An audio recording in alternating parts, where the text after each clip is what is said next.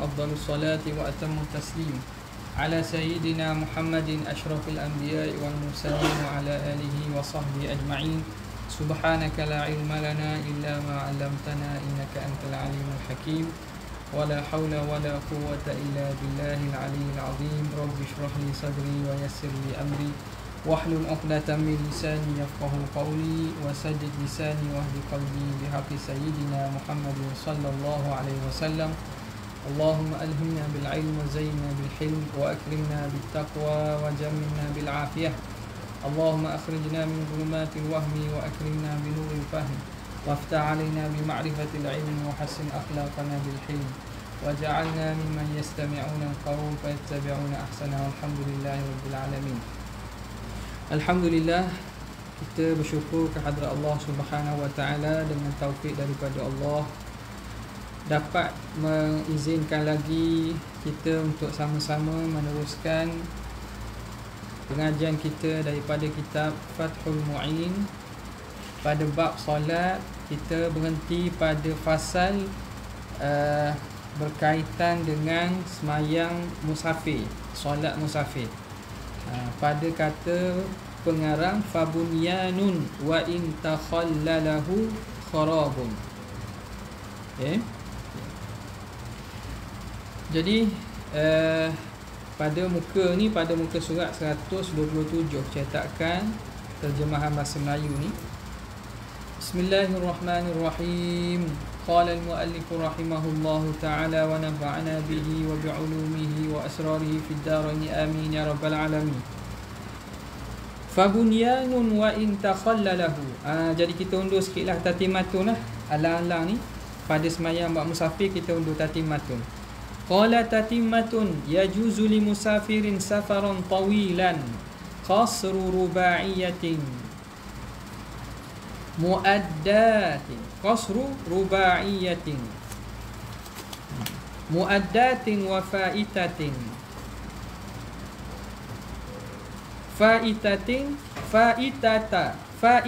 safari qasrin fi fa'itati safari qasrin fihi wa jam'ul asraini wal maghribaini taqdiman wa ta'khira bi firaqi surin khasin bi baladin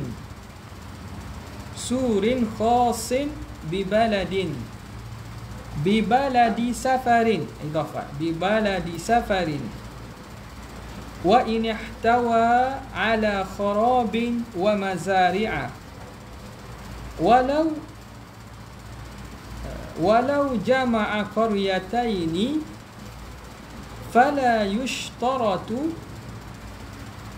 mujawazatuhu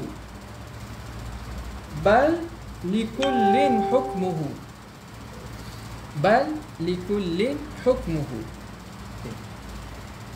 Kata penterjemah tatimah harus bagi musafir pada safar yang panjang mengqasarkan sembahyang 4 rakaat yang tunai atau yang luput pada safar qasar padanya dan menjamakkan 2 asar dan 2 maghrib, takdim dan takhir dengan bercerai dari kota yang khas dengan penempatan safar itu, sekalipun ia meliputi runtuhan dan tanah pertanian. Jikalau kota itu menghimpunkan 2 kampung, maka tidak disyaratkan melintasinya. Bahkan bagi setiap satu kampung itu hukumnya. Sekarang ni masuk pada bab solat musafir. Solat musafir ni 2 solat lah yang berkaitan, iaitu semayang jamak dan semayang qasar. Okay. Tatimmatun yajuzu li musafirin, harus bagi orang yang musafir. Musafir apa? Ada kait nak jamak qasar ni kerana dia rukhsah. Bila rukhsah, syarat dia mesti dipenuhi. Kalau tidak ada, tak cukup syarat, maka tak boleh. Nampak tak? Sebab itu berat syarat rukhsah ni. Dia lain dengan solat yang asal, yang bukan rukhsah. Yang bukan rukhsah, itu dah ada masalah, memang itu asal dia. Tapi rukhsah ini dia hukum kerenganan yang diberi selain daripada hukum asal. Maka syarat itu mesti dipenuhi kesemuanya. Kata dia, yajuzu li musafirin safaran tawila. Safar yang panjang, safar yang jauh. Iaitu dua marhalah di sisi Syafi'iyah yang kita kadarkan lebih kurang lah ni, lebih kurang. Sebab kalau tengok dalam kitab-kitab yang membuat perkiraan, dia tukar jarak dalam syar'i yang ada dalam penggunaan kitab-kitab lama dan yang ada pada zaman Nabawi itu diubah kepada kiraan sekarang, ukuran metrik ada lebih kurang lah. Boleh kita kata 80 kilo ke atas. Jangan kurang daripada 80 kilo ke atas. Ada kitab kata 82, ada kata 89. Jadi kita boleh ambil lah, kita ambil sebagai lebih pada 80 kilo ke atas. Itu dikira safar yang panjang, tawil. Harus apa? Qasru. Qasru ni jadi fa'il kepada yajuz. Harus qasru rubaiyatin, mengqasarkan semayang 4 rakaat. Itu syarat lagi. Qasar ini hanya berlaku pada semayang yang ada 4 rakaat saja. Yang 2 tak boleh sebab dia telah dipendekkan. Al-musaghar la yusaghar. Dia pendek dah 2 tu. Jadi bila pendek dah, tak boleh nak pendek lagi lah. 3 pun tak boleh, kerana bilang ganjil. Nak berhenti tengah tak jadi di 3. 1,5 nak berhenti mana? Nak berhenti masa rokok? Tidak. Jadi dia semayang 4 rakaat saja. Ini juga kerana benda ini nas. Maka tidak berlaku qasar pada selain daripada semayang 4 rakaat. Muaddatin, sama ada semayang itu semayang muaddah, semayang adaan, semayang waktu itu. Wafaitati safari qasrin, ataupun wafaitati safarin qasara fihi. Boleh buat itu. Wafaitati safarin ataupun sembahyang yang qada, yang luput masa musafir. Sembahyang yang luput masa musafir. Qasara fihi, yang seorang itu qasar padanya. Okay. Nampak? Jadi apa maksud ni? Dia seorang tu dia ada tinggal sembahyang ketika dia musafir. Jadi faitatu safarin qasara fihi. Dia pada sebelum ni, musafir sebelum ni, musafir yang boleh qasar, dia tertinggal sembahyang, kata sembahyang zuhur. Tak ingat sembahyang zuhur. Jadi dia musafir kali kedua pula, lepas kebenaran rentah negeri. Apa tak? Lepas kebenaran rentah negeri, dia musafir pula jauh sekali lagi. Tiba-tiba masa musafir tu teringat, dia tertinggal sembahyang zuhur yang dia dulu, sembahyang zuhur ketika musafir dahulu. Jadi dia boleh qada ketika musafir sembahyang qasar yang tidak disembahyang masa musafir dulu. Jadi dia buat kan, dia qasar juga lah. Boleh nak qasar. Jadi qasar syarat dia ketat. Kalau berlaku dalam masalah qada ni, dia kena kedua-duanya dalam keadaan musafir. Mana hak dulu pun berlaku dalam musafir, hak sekarang ni pun berlaku dalam musafir. Kalau contoh dia mayang balik rumah baru teringat, tak boleh lah. Balik rumah dia teringat masa musafir dia tinggal semayang zuhur. Lepas tu nak qasar rumah, tak boleh lah, rumah dah. Nampak tak? Tak boleh lah rumah dah. Ataupun dia semayang tinggal kat rumah, dia tinggal ke semayang dekat kampung dia. Dia pun musafir, dia nak qada semayang yang tinggal di kampung dia ketika musafir, nak qasar, tak boleh kok. Nampak? Jadi dia kena kedua-dua itu dalam situasi musafir, kedua-duanya baru boleh. Okey. Sebab itu faitati safarin qasara fihi, sembahyang luput ketika musafir yang dia qasar padanya. Gitu.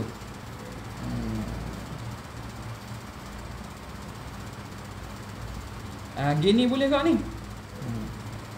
Dia kata wa madkhuluha ma'tuf ala muaddatin mudhaf ila lafzi safar al mudhaf ila qasri. Hak tu ditabik gitu kan. Hak anda baca mula tadi, wa faitati safari qasrin, wa faitati safari qasrin, idafahkan faitah kepada safar, safar kepada qasar. Hak tu pun boleh juga. Sembahyang yang luput pada musafir qasar fihi. Cuma kena fihi tu kembali pada safar. Kembali pada safar. Jadi kalau kita idafahkan safari qasrin fihi ataupun safarin qassara fihi, dia yang dia qasarkan padanya pada safar.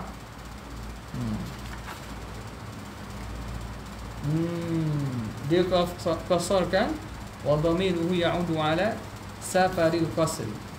Tengok. Dia kata madkhuluha ma'tuf ala muaddah mudhafun ila lafzi safari al mudhafi ila qasri. Nampak musannif sini muhasyi seakan dia nak idafahkan faitati safari qasrin fihi.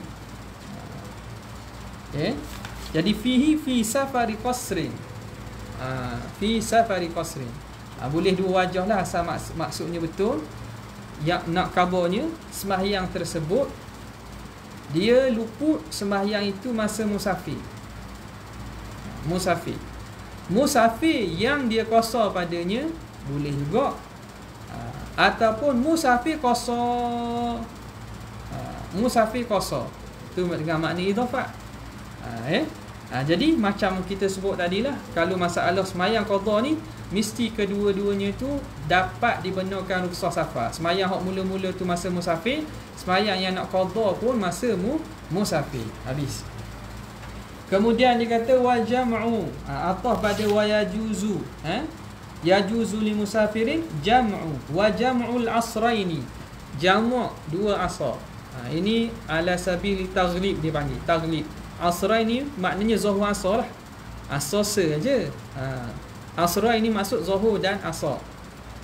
Wal maghribaini, dan maghribaini sama juga maghrib isyak. Macam kita kata syamsaini lah. Syamsain maksud asy-syamsu wal qamar. Asy-syamsu wal qamar.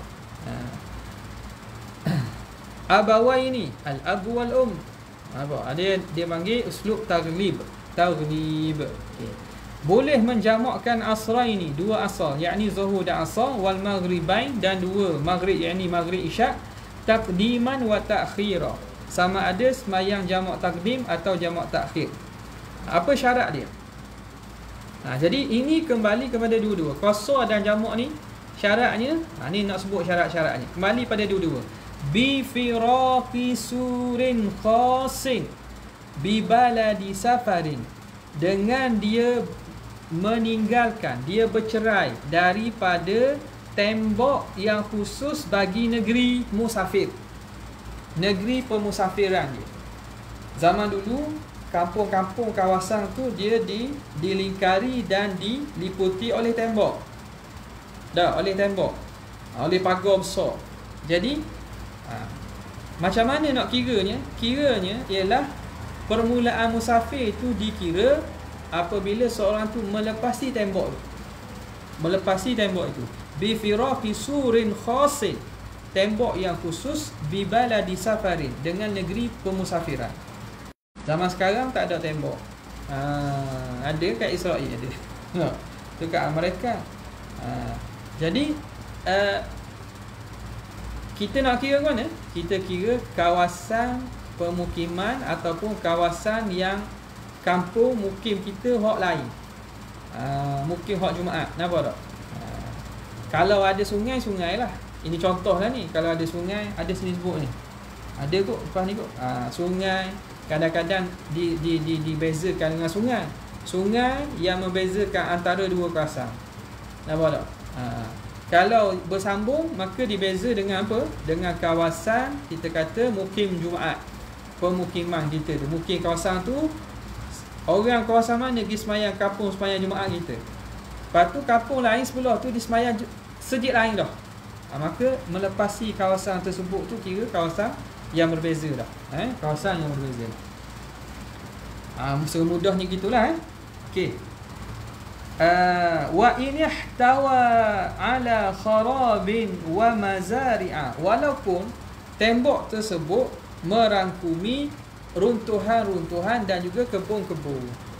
Dia kalau kita tengok dalam cerita-cerita orang buat gambar orang cerita zaman dulu kan, tembok tu duduk jauh, lepas tu ada penempatan bandar, lepas tu nak sampai ke tembok tu ada apa? Runtuhan-runtuhan rumah-rumah lama, ada kawasan pertanian orang tanah, hak tu masuk dalam kawasan gitu. Jadi syaratnya kena lepas daripada itu. Nampak tak? Kena lepas daripada tembok yang dinisbahkan kepada kampung ataupun negeri tersebut. Okey, habis. Walau jama'a qaryataini fala yushtaratu mujawazatuhu. Kalau tembok itu menghimpunkan antara dua kampung. Ini kalau dalam masalah tembok tu besar. Satu negeri tembok besar. Jadi dalam tu ada kampung-kampung pula. Dalam negeri ada kampung-kampung pula. Kampung macam mana? Dalam satu tembok tu ada beberapa kampung. Kampung katakanlah Padang Miding. Lepas tu kampung benda lagi. Pusu 3 benda. Macam Lada. Lepas tu Pusu 3. Ada banyak kampung. Adakah disyaratkan kena lepas daripada luar sekali tembok besar tu? Tak. Kalau dalam tu menghimpunkan banyak kampung dan masing-masing tu kampung tu hukum masing-masing lah. Ni kampung ni. Tapi kerana apa? Kerana tembok luar, maka tidak disyaratkan kena lepas tembok. Bal likullin fala yushtaratu mujawazatuhu bal likullin hukmuhu. Setiap kampung tu hukum dia. Jadi lepas dari kampung ni masuk kampung lain, Jumaat lain dah kampung tu, orang kira kawasan lain dah kampung tu, maka lepas kampung tu kira dah melepasi dah. Telah bermula permulaan musafirnya. Okey, lepas tak ada itu fabunyanun, maka fabunyanun. Ni masuk sini ni. Fabunyanun wa in takhallalahu kharabun aw nahrun.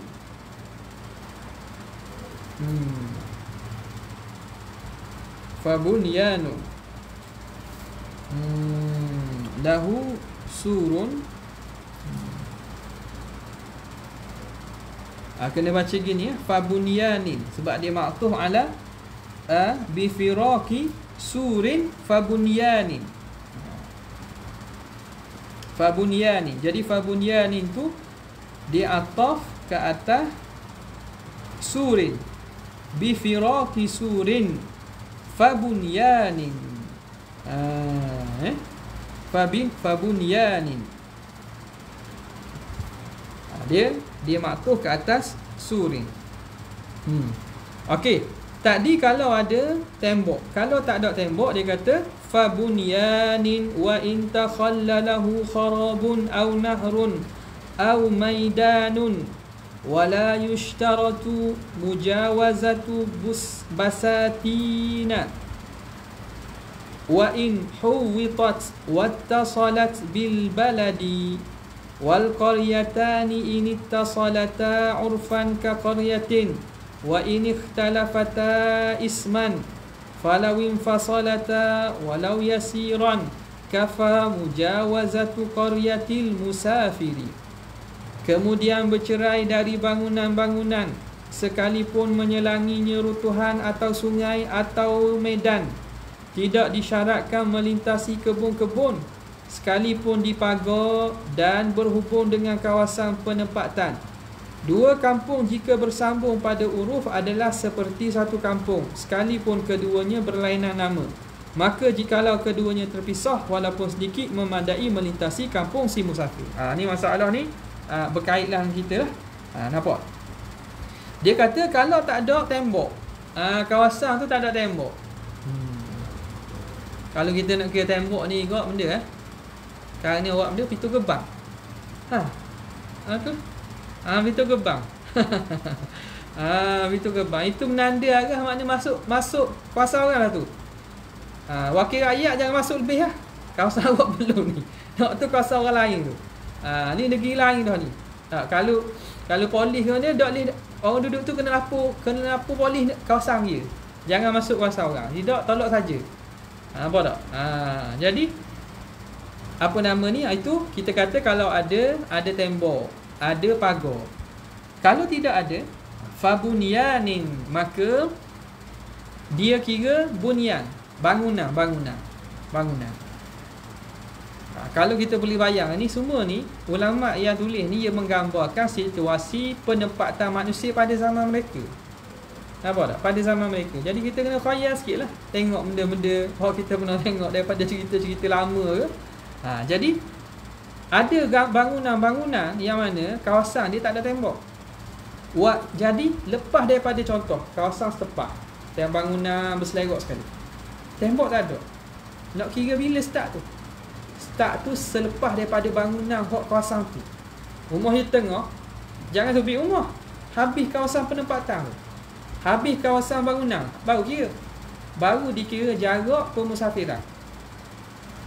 Wa in takhallalahu kharabun, walaupun diselangi oleh runtuhan-runtuhan. Okey, katakanlah kawasan bangunan ni tengah tu adalah bangunan-bangunan runtuh, ada kawasan-kawasan rumah lama, ada kawasan padang-padang yang mana orang tinggal, rumah orang tinggal dah, kharab, runtuhan. Tapi masih ada bangunan-bangunan lain yang bersambung tu. Tapi di tengah tu ada kawasan lapang atau kawasan runtuhan. Dah kira lepas runtuhan tu ke? Dah. Walaupun ada diselangi oleh runtuhan, maka kena kira akhir kawasan bangunan tu. Akhir kawasan bangunan tu. Nampak tak? Bukan kira lepas habis bangunan pertama, lepas tu ada runtuhan, boleh kira dah. Selagi mana runtuhan itu menyelangi kawasan bangunan, maka kena kira habis bangunan. Au nahrun, ataupun diselangi oleh sungai. Diselangi oleh sungai ni. Sungai apa ni? Apa panggil sungai dia? Sungai Tok Aking. Sungai Tok Aking. Sungai Tok Aking diselangi oleh Sungai Tok Aking. Adakah nak kira kawasan tu lain? Tak. Masih dikira dalam lagi, dalam satu kampung lagi dan satu kawasan. Au maidanun, ataupun satu maidan, satu kawasan lapang, padang dan seumpamanya, tempat orang berlatih kuda, tempat orang tu, kawasan lapang lah. Jadi dikira tak? Selagi mana ada bangunan lepas pada tu yang disandarkan kepada kampung tersebut, masih dikira satu. Jadi tengok sini, ulama menghukumkan sesuatu itu dikira satu kawasan berdasarkan uruf. Ni uruf belaka ni. Uruf belaka. Jadi uruf zaman tu menyebutkan bahawa ini dikira satu kawasan. Maka permulaan pemusafiran ialah melepasi kawasan tu. Nampak tak? Jadi kalau zaman sekarang kena tengok pada uruf sekarang. Tengok pada uruf sekarang. Kemudian katanya wala yushtaratu mujawazatu basatina, tidak disyaratkan melepasi basatina. Tidak disyaratkan mesti melepasi kebun-kebun. Wa in huwitat, walaupun kebun itu dibuat pagar, dipagari. Wattasalat bil baladi, dan bersambung dengan negeri. Ini situasi lain. Kalau ada papan putih boleh kita lukis. Dia gini. Dia kadang-kadang ada setengah jenis bentuk penempatan ni, rumah-rumah orang, lepas daripada rumah, habis kawasan penempatan, baru kebun. Dia panggil pinggir kota, duduk kebun, kawasan penanaman. Jadi duduk hujung. Adakah disyaratkan kita kena lepas daripada kebun-kebun tersebut? Kebun tersebut tu, ni kalau bukan dalam, tak ada sur, tak ada tembok. Kalau ada tembok, semua kira dalam tembok lah ke? Tapi kalau tak ada, lepas rumah, kebun orang, macam tengok setengah-setengah kita tengok dalam cerita kan, orang tanam dia gandum, padi. Orang tanam hujung kampung, hujung. Orang tanam dalam tengah-tengah rumah orang ni, hujung, pada pinggir. Bila pinggir, maknanya adakah disyarat kena lepas pada kebun tu? Tak syarat. Keluar je pada kawasan tu, masuk kebun tu dah kira dah. Maknanya kebun tu telah dikira permulaan. Sebab apa? Sebab kebun tu dikira berasingan dah. Walaupun kata wa in huwitat, walaupun kebun tersebut dia ada pagar. Setengah kebun tak pagar. Ni kawasan dia tak pagar dia. Kerana dia duduk hujung, luar daripada penempatan ni, dah ambil kira lah. Semua ni hukum berdasarkan uruf dan adat. Nampak tak? Okay. Dan berdasarkan penamaan juga. Nama. Orang tidak panggil kampung dah tu. Orang panggil luar penempatan. Bukan tempat penempatan orang panggil. Okay. Wal qaryatani in ittasalata urfan ka qaryatin. Dua kampung kalau bersambung pada uruf dikira macam satu kampung. Dua kampung kalau bersambung pada uruf dikira satu kampung. Ni soalan ada Ustaz Ahmad Saliki tanya. Kalau papa tanda kampung boleh iktibar tak? Tengok sini. Papa tanda kampung. Zaman ni kan banyak kampung-kampung kan. Dekat dalam semeter kampung dah. 2 meter kampung lain dah. Nampak tak? Jadi kampung tu dekat-dekat. Jadi kena tengok. Sebab itu dengan penanda kampung saja tak jadi. Sebab kadang 2-3 kampung tempat semayang mungkin nyesa je. Nampak tak? Tempat semayang mari sejiknya mungkinnya satu je. Sebab itu penanda dengan antara kampung ni kita tak boleh nak kata secara umum lah. Sebab ada yang kampung dekat-dekat. Sebab tu dia kata kalau 2 kampung bersambung pada uruf dianggap satu kampung. Kampung ni yang panggil benda Tok Aking. Sambung dengan Bukit Cerana. Sambung tak Bukit Cerana tak? Kira sekali dengan Bukit Cerana. Lepas tu ujung ni benda binjar bambu. Ni? Belukar sukar. Macam sekali gitu. Sekali lagi. Sebab hak sana tu main-main kat sini ni. Hak sana tu main juga di Padang Miding ni. Bukit Cerana pun kadang main-main kat Padang Miding. Hak kita pun pergi semayang juga di Pusu 3. Nampak tak? Jadi kalau 2 kampung atau berapa kampung dia dekat, dia pada uruf ni semua hukum uruf dianggap macam satu kampung. Jadi nak lepas daripada semua tu. Nampak? Nak sedap ni atas lagi pada tu lah. Orang kata kalau Bukit Paya tu lega dah lah. Tapi belum Bukit Paya boleh dah. Rumah tu rumah tua tu. Atas ni nama dia Bakah 2. Kadua lain dah tu lah. Dia disilangi oleh jalan dah. Nampak? Jadi itu kena tengok kepada situasi semasa. Nampak? Jadi mana nak sedap Bukit Payung tu je dah. Kalau Bukit Payung tu memang sungguh dah lah. Kalau sini ni Mengandang Baru dah lepas lah. Baru tu makna hak lain dah tu. Okey. Jadi dia kata seumpama satu qaryah wa in ikhtalafa isman, walaupun berbeza nama. Ni nama kampung ni nama kampung ni. Tak kira lagi mana dia tu macam satu kampung, hukumnya tidak dikira bermula lagi musafir kecuali lepas habis daripada semuanya. Okey. Falau infasalata walau yasiran, kalau bercerai walaupun sikit. Ada cerai. Kalau zaman dulu kan kampung setopok, lepas tu ada jauh sikit baru kampung lain. Kalau bercerai walaupun sikit, kafa mujawazatu qaryatil musafiri, memada oleh melangkaui kawasan pemusafiran musafir. Cukup dah. Kalau bercerai lah, diserangi oleh jalan ke oleh sungai ke walaupun sikit, mana perlu kena keluar daripada dua-dua kampung tadi? Tak. Cukup dia keluar pada kampung dia, dah kira permulaan pemusafiran. Okey. Kemudian katanya wala li musafirin lam yablugh safaruhu masirata yaumin wa lailatin bisairil athqali ma'an nuzulil mu'tadi linahwi istirahatin wa aklin wa salatin wala li abiqin wa musafirin alaihi dainun halun qadirun qadirin alaihi qadirin alaihi min ghairi idni dainihi wala li musafirin li mujarradi ru'yatil biladi alal asahhi. Tidak harus bagi musafir yang safarnya tidak sampai perjalanan sehari semalam dengan perjalanan muatan berat serta singgah yang biasa untuk umpama rehat, makan dan sembahyang, dan tidak bagi hamba yang lari dari dan musafir yang di atasnya hutang yang telah sampai tempoh yang dia kuasa di atasnya tanpa izin tuan hutangnya, dan tidak bagi orang yang bermusafir kerana semata-mata melihat negeri di atas pendapat yang paling sahih. Ni masuk Siapa yang tak boleh nak musafir? Ni orang ni, dia musafir pun dia tak boleh dapat rukhsah untuk jamak qasar. Ni ingat balik ni. Dia kata wala li musafirin lam yablugh safaruhu masirata yaumin wa lailatin.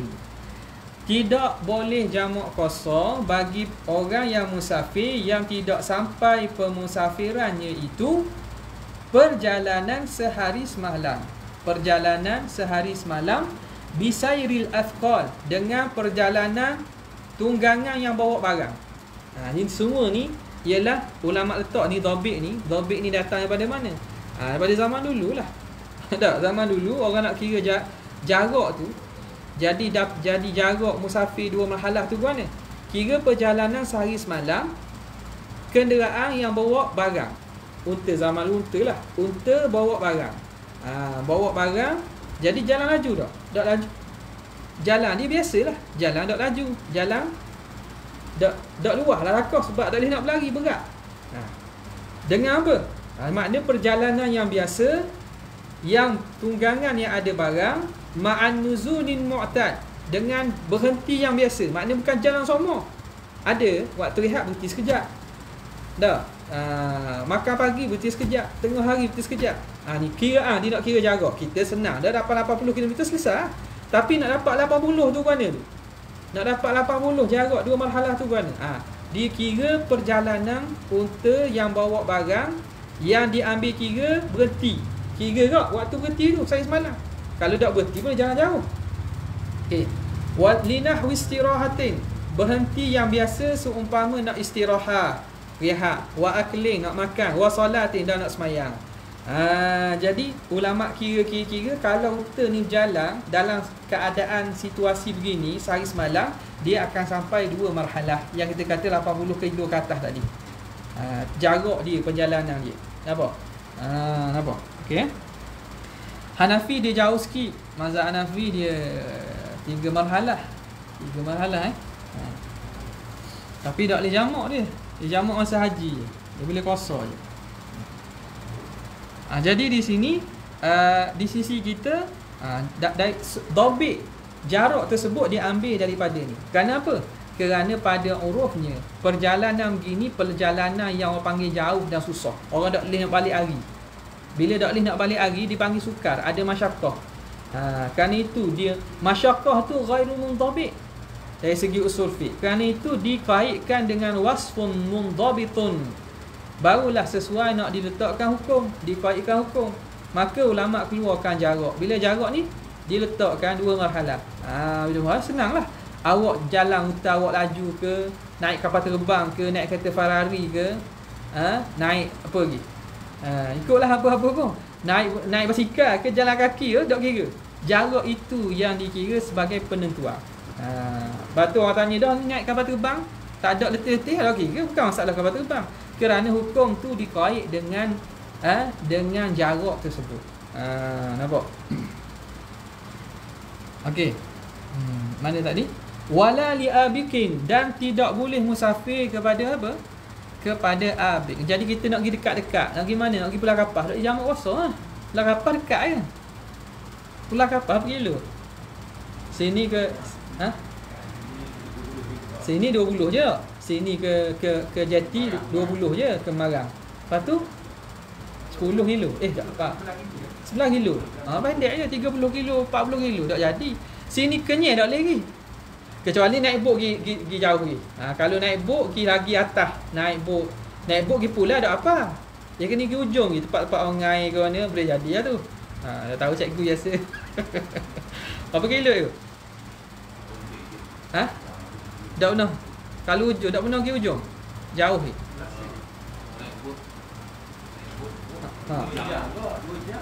2 jam. Dia tak kira jam, kira berapa kilo? Kira pak dia air bendung tu 2 jam lah. 2 jam. Bot lama tak kalau 2 jam. Kalau macin 5 jam tak? Macin lama. Naik bot besar ni, bot hampuk lah. Kalau macin hari lama, tak silap memang lepas lah. Kalau tempat macin tu memang lepas. Sebab kira dari sini lah. Kira daripada Kuala Terengganu memang lepas. Tapi kalau setakat pergi ke beli coklat, Tak. Beli coklat di Kenyir tu tak ada dak siapa lagi. Dak apa lagi. Tubik kena custom pula. Okey. Kalau digawi dia 60 je lah. Boleh gawi. Kalang gawi. Kalang gawi 60. 2 kilo. Okey, jadi nampak dah makna tak boleh lagi tu. Tak boleh lagi. Yang mulai orang Jadi 2 jam tu boleh tak? Ya? 5 jam tu boleh tak? Oh 5 jam boleh. Sebab saya pernah dah naik kali tu. Sebab jauh tanya hok bawa. Bawa tu katanya jauh. Jika jarak tu pun jauh. Okey. Mana tadi? Jadi kalau pendek tak boleh lah. Tak boleh. Semayang dalam waktunya. Kena semayang dalam waktunya. Hari semalam tu dia kerja jarak muka tu lah. Jadi jauh muter. Boleh jalan asis semalam 80 km. Tu cara dia penetapan zaman dulu. Zaman dulu tak ada unit gini. Jadi kira gana. Kira saya semalam itu. Bukan makna kita sekarang kena kira saya semalam kot. Yang kira gitu.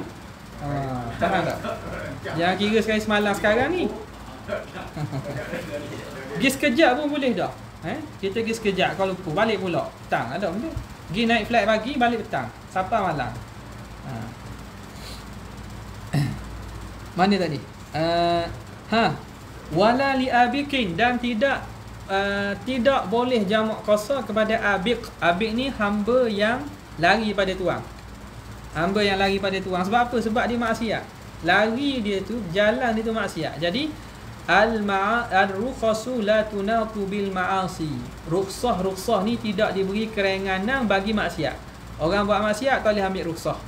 Jadi hamba hok lari daripada tuang ni, lari pada tuang ni, orang ni tidak dibenarkan untuk jamak qasar. Pembatu rumah. Batu rumah lari orang ada. Batu rumah lari nak kira mana? Dia boleh kosong lah. Dia tak apa. Pembatu rumah lari kira mana? Dia bekerja bukan hamba. Dia bekerja bukan hamba. Boleh lah. Dia bekerja bukan hamba. Wa musafirin alaihi dainun halun qadirun. Qadirin tu.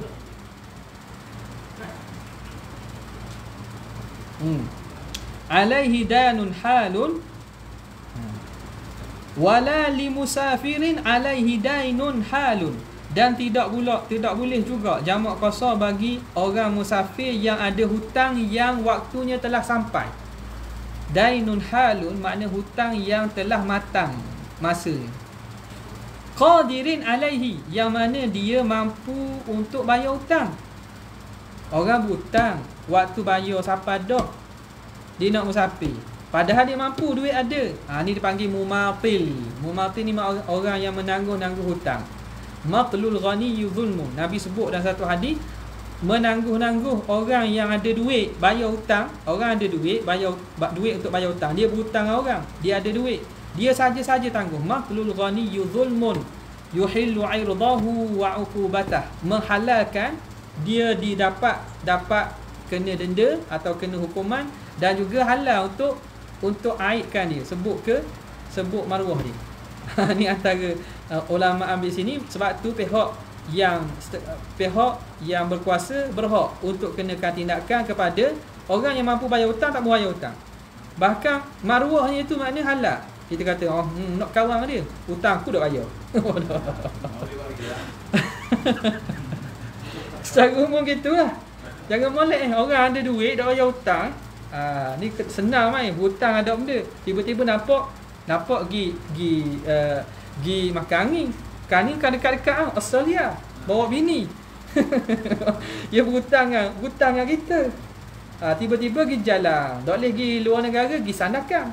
Pergi Sandakan. Nampak ingat ke susah, kita pun tolonglah dia. Tolong nampak upload dalam FB. Duduk pergi makan kat Sandakan dengan anak bini. Ada duit pula demo ni. Tak, kita tak ingat mana kita maklum ke dia, cover ke dia. Apa? Tanya semua. Ada. Biasa yang awak kita ulang Cakap ni. Kita dah dulu cakap. Duit koperasi.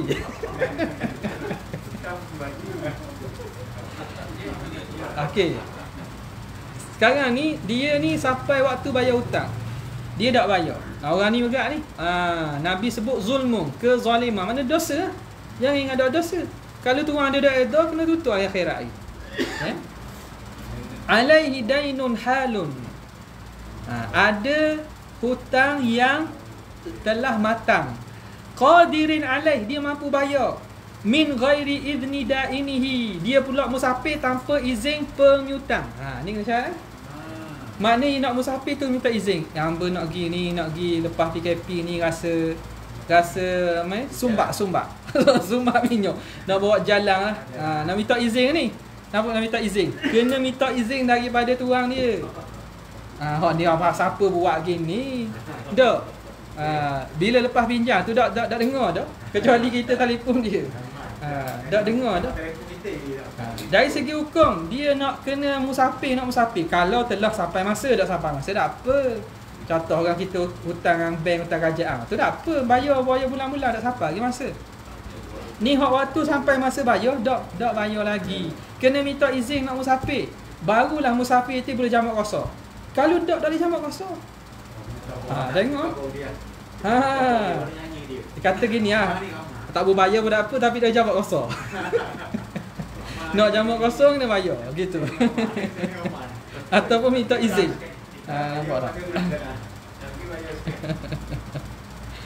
Okey. Dah apa dah. Syaratnya izin. Maknanya tuan ni izin. Tidak bayar tak apa. Ulama bila kata bi ghairi idni dainihi, maknanya kalau tak bayar pun tak apa. Tapi kena minta izin daripada pemiutang tu. Sebab dia telah menghilangkan faedah mendapat balik duit. Dia telah buat maksiat dengan melewatkan bayar hutang. Maknanya dia terikat dengan pemiutang tu. Sebab tu kena minta izin. Jadi di sini ulama kata kalau tidak dia dikira musafir maksiat. Musafir maksiat. Kita ingat maksiat ni pergi ke Getty Highland je. Tahu tak? Pergi Getty Highland, pergi ke Sepadang Thailand. Ingat gitu je. Tahu tak? Tak bayar hutang maksiat juga. Jaga-jagalah. Jaga-jagalah. Tengok bola tak? Mana yang bola apa? Tengok bola. Tak bayar. Tak nak bayar. Bola maksiat. Ya. Gambar maksiat. Mana min ghairi idni dainihi wala liman safara li mujarradi ru'yatil bilad, dan juga tidak boleh bagi orang yang semata-mata musafir kerana nak melihat negeri. Ni masalah sikit ni, bukan masalah, dia kena tafsir. Ulama memang sebut antara musafir yang sia-sia dia panggil pergi nak tengok negeri. Sebab itu jadi isu sekarang ni ulama bincanglah kenapa enlah ulama sebut pergi musafir semata tengok negeri ni dianggap tidak benda yang sia-sia, dia tidak dibenarkan dapat rukhsah kerana tak ada faedah. Jadi kalau ada faedah sama ada duniawiyah atau diniyah, faedah dunia atau akhirat, maka dia tidak dikira sia-sia dah. Contoh pergi tengok negeri orang tujuan apa? Merilis tension. Release tension. Jangan main stres session ni. Orang bunuh diri tension stres kau ni. Salah stres, darah naik. Darah naik, main penyakit. Jadi ulama ambil kira, ulama sebut kecuali disertai dengan niat. Umpama untuk apa? Untuk dipanggil apa? Tarwih, merehatkan jiwa. Ataupun kalau nak lebih yang jelas-jelas kurbah, ziarah kawang. Kita nak pergi, memang nak pergi negeri orang. Dalam tu jumpa saing atau menyambung silaturahim atau berkenalan. Kita dah kenal, kita nak berkenalan boleh. Kita pergi negeri orang tak kenal. Contoh kita pergi Kanada, jumpa orang Islam sana, kita berkenalan. Tapi kena pasang niat awal tu. Supaya apa? Tengok ulama sebut sini. Supaya musafir kita bukan sekadar untuk faedah dunia saja. Boleh kenal tempat orang, boleh musafir kalau ada berniaga, boleh luaskan perniagaan, boleh rehatkan minda, rehatkan jiwa, dapat faedah akhirat pula. Kita buat musafir kita tu musafir yang mendatangkan pahala. Niat musafir tu musafir qurbah dah, musafir pahala dah. Dengan kita sertakan niat-niat tadi. Jadi kalau nak tengok bola ke mana, niat nak jumpa saing. Kenapa tak? Niatlah nak benda. Beli hadiah ke bini. Beli hadiah ke bini ni awal-awal lah tu. Dah memang beli hadiah ke bini, kita tinggal bini 2-3 hari. Jaga anak, beli hadiah ke bini. Ni awal dah tu. Rasa khabar ke dia. Kalau khabar dia dak surprise ya. Mana beli sini.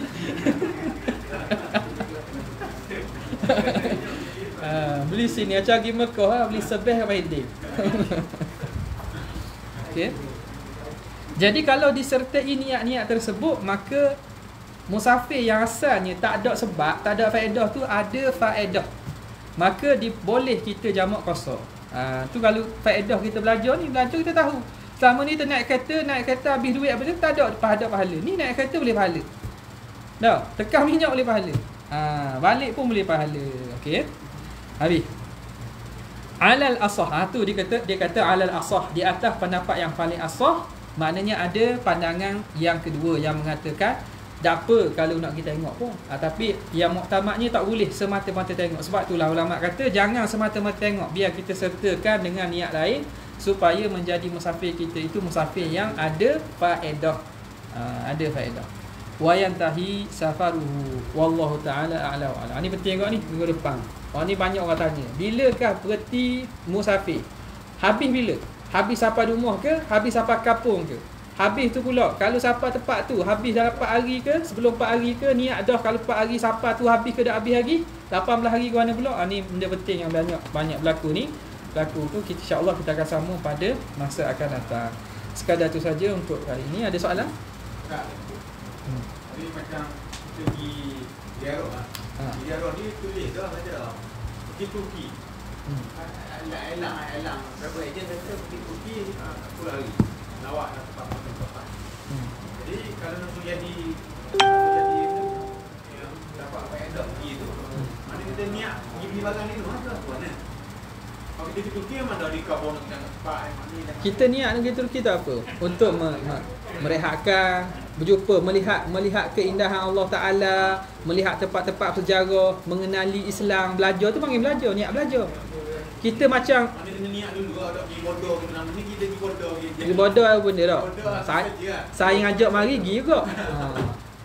Pergi bodoh gitu.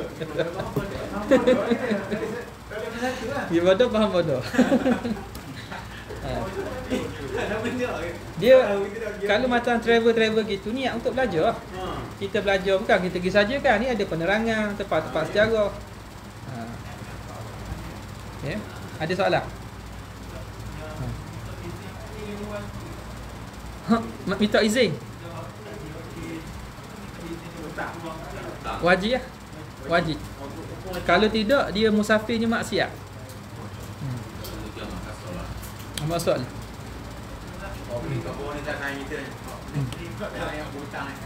Mana?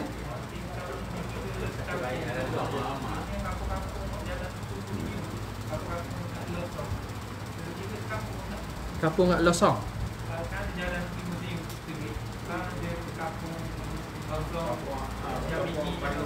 Losong tu lah. Losong panjang kat Losong kok. Panjang sampai ke museum. Losong tu besar. Dia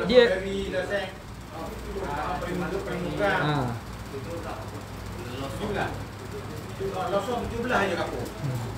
Kita tengok Ni satu Korea ke Losong. masjid banyak. Tapi kampung berepek-berepek tu. Ada yang orang Litang ni tak? Jalan besar ke, sungai ke, benda ke ada tak? Jadi boleh buat tanda tu. Kalau macam besar gitu, maknanya kita kata kawasan lain tu lah. Kalau ada contohnya jalan besar yang merintangi antara himpunan kampung ni.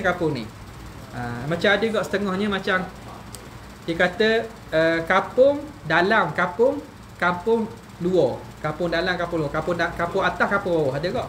Kalau macam kat Kelang tu delik kanan, delik kiri apa tak ingat? Kotak kanan kotak kiri lah. Kotak kiri kotak kanan ada. Macam gitu. Macam dia pada kasar, kotak kiri kotak kanan. Jadi lain tu. Waktu besar tu. Saya tak kenal gua ni. Ke kecil ke? Besar. Jadi mana itu makna jalan atau sungai itu boleh dibuat tanda lah sebagai nak mengasingkan antara dua kawasan. Tapi kalau dekat sangat dikira sekali je. Dia dobit ni uruh lah, uruh. Saya nak kata pun beza, tak kenal tempat orang. Mungkin dalam pinjaman tiga kalau orang kan belajar di skill. Aku daripada skill tu dunia PKL. Kita nak PKL tu betul-betul mau hidup belajar tidak kami barang. Kita nak terbatal ni start balik pergi belajar ni. Kalau kita lalu mula umur kita. Dalam ni ada sebut. Kalau lalu umur kita jadi batal. Jadi batal. Masuk balik. Kena start mula. Kira start mula baru. Rasa lepas ni ada sikit. Walau marran bihi. Semayang lalu masuk ada mall tu. Bila kita pada pakai kita ada masa tak semayang asal tu kita semayang yang nak tanya afdal ke boleh ke tak? Boleh ke tak? Boleh. Boleh ke tidak? Jawapannya boleh. Nak jamak takdim boleh, jamak takhir pun boleh. Kalau nak kira afdal, lepas ni dia akan sebut. Apa mana afdal? Kalau kita berhenti waktu pertama, afdal jamak takdim. Kalau berhenti waktu kedua, afdal jamak takhir. Tengok pada kita berhenti. Lagi ada soalan? Ya. Kalau orang masuk tingkat Orang ni? runner dia barang. Dia jika rajin dia sampai kan oleh yang ni dekat. Lepas tu dia lepas dia atur lalu dia atur dekat contohnya kampung Sungai Tong. Kalau dia lalu jalan yang sama boleh jamak ataupun boleh dia nak jamak dia kena lalu jalan lain tu sampai ke Sungai Tong. Dia boleh je lalu jalan lain. Jalur jalan jauh, boleh dia pilih. Lalu jalan sama boleh tak? Sama, lepas tu cukup tak? Cukup lah, mana dia pergi ke Ajit. Daripada Ajit tu datang barang dia pergi ke Mana kira daripada mula-mula? Tak dikira pada niat hak dia niat nak pergi sana. Tapi kalau dia daripada Ganu ke Sungai Tong tak boleh. Jadi dia kira sekali jarak ke. Mana masa kalau dia Ajir, dia niat daripada Ajir sampai Sungai Tong boleh? Boleh lah. Mana dia niat permulaan musafirnya start daripada Ajir sampai ke Sungai Tong. Kalau contohlah ke Ajir 30. Lepas tu kita lepas satu lagi tu 50. Jadi Nak gabung dua? Dia nak gabung gitu. Dia campur daripada start tu. Lepas tu kalau dia pergi balik pun dia campur pergi tu dia kira 80. Tak boleh tu. Tak boleh tu. Kalau jalan lain Kalau lalu jalan lain tu siapa? Sebab lalu contohnya lebuh raya cepat kan. Ada sebab lah, bukan saja nak ambil rukhsah. Kerana ada sebab. Ada sebab. Walaupun sebab yang ringan, sebab jalan kosong, jalan tak ada orang, jalan selamat, jalan sedap, boleh. Boleh dipilih. Pilih hak jalan satu lagi yang cukup kilometer. Tujuannya apa? Tujuan supaya sebab jalan itu lebih mudah dan tak ada orang, dia ambil jalan tu boleh jamak rukhsah. Tapi tak boleh, pusing pula atas ladang, pusing. Cukup 80 kilo. Mana tu tak boleh tu. Pusing atas ladang. Dan ya. Kalau musafir tiap-tiap hari cukup 80, musafir tiap-tiap hari lah. Terengganu dia bawa bah, Terengganu KL. Tiap-tiap hari boleh. Jadi dia boleh rukhsah sama, kecuali puasa je. Orang gitu puasa dia wajib puasa. Dia tak boleh nak ambil rukhsah. Sebab kalau ambil rukhsah pun tak ada angkat ni. Sebab dia kerja sama. Ada pun puasa semayang, dia boleh jamak qasar. Okey, sekadar tu saja untuk kali ni. Wabillahi taufiq. Assalamualaikum warahmatullahi wabarakatuh.